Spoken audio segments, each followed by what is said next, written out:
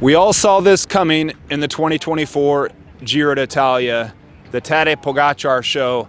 However, we thought it was going to be 24 hours prior. Instead, it came today, stage 2, up here at Santuario di Oropa.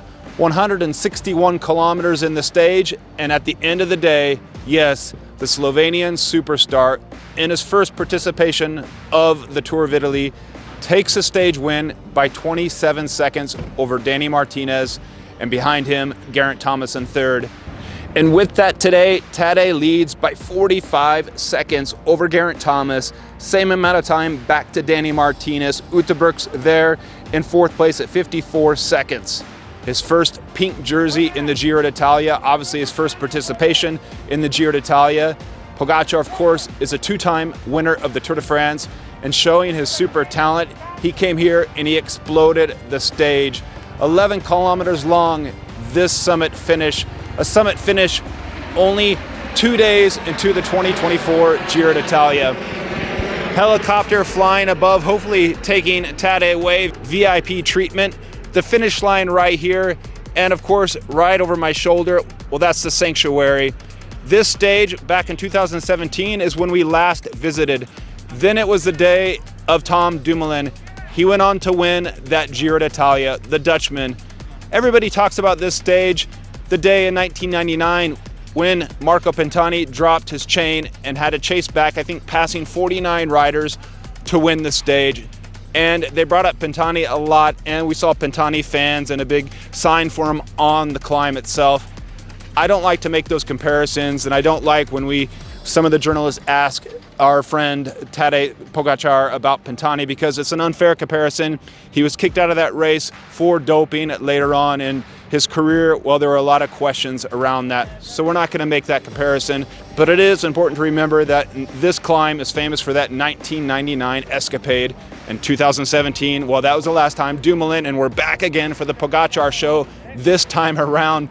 And well, Pogacar really gave us a show, because at the base of the climb down there in Biella, we're in Piedmonte. These are the pre-Alps. It reaches up here to 1,100 meters. At the base of the climb, Pogacar has a front wheel puncture. Everything looked fine. He was putting up his hand. The team was going to give him a new bike or new front wheel. And then he was going around a corner, tire rolls off. You can see he has tubeless. You can see the sealant coming out. He has a small crash on his right side. I asked him afterwards in the mixed zone press conference if he was okay. He said he was okay. So don't worry. In fact, the proof was out there, because at 4.5 kilometers to go, this climb is a pretty smooth, steady eddy climb, but it has max percentages of 13% about midway up, around 5 kilometers to go. Well, it was at 4.5 kilometers to go after UAE took over from Team Ineos, who had been working for Stage 1 winner and the pink jersey wearer at the beginning of the day, Ecuadorian Jonathan Narvaez.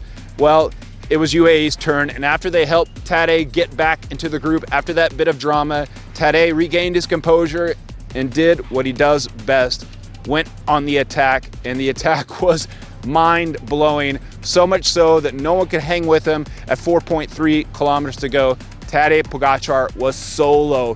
Ben O'Connor, the Australian from Decathlon AG2R La Mondiale, tried to pace behind, burning too much energy, in my opinion, perhaps.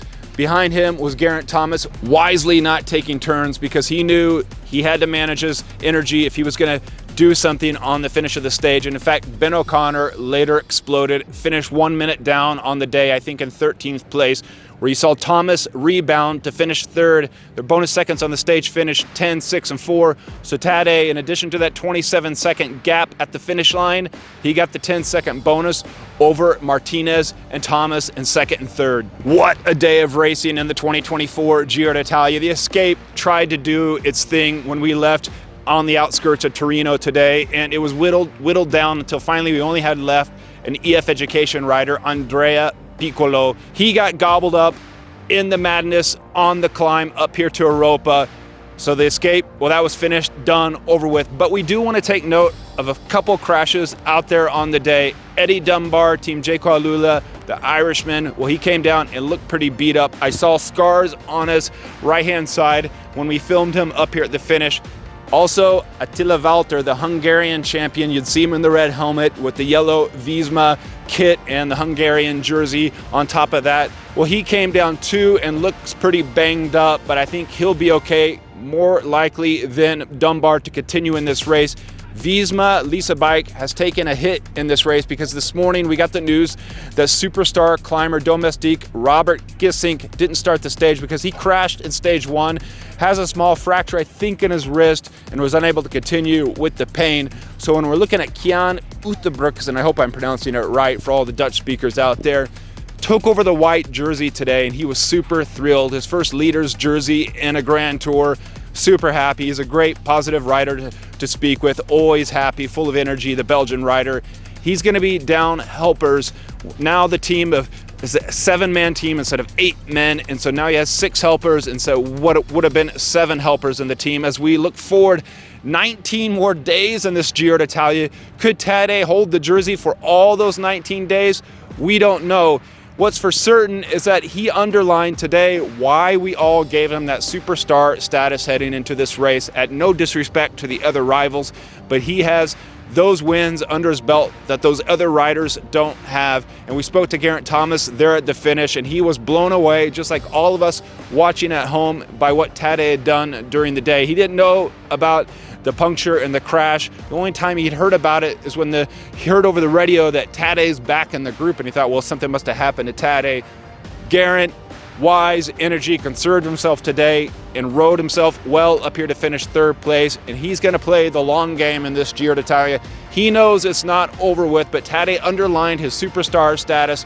Twice winner, 2020, 2021 in the Tour de France.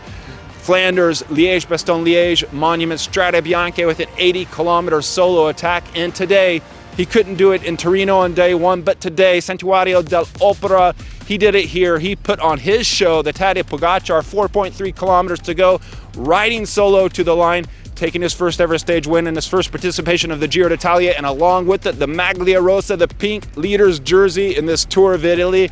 It was Tadej's day.